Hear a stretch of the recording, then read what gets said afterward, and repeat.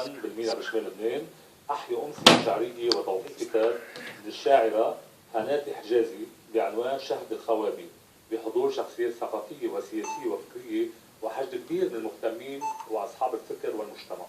يا عاصمة لبنان الشمالية، كم تألقت بشهامة شعب على أرضك سار.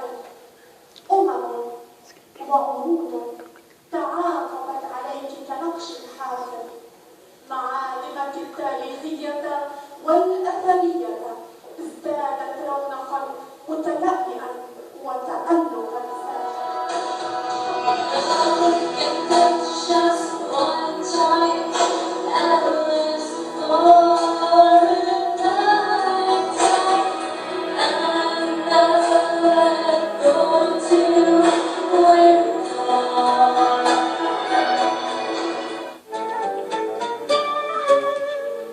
بالختام مع اصدقائي طبعا برجع بكرر دعوتي لكم لزياره شمال لبنان بدءا بالبترون ووصولا لاقاصي عكار بمناطق وادي خالد. كان معكم شمال لبنان.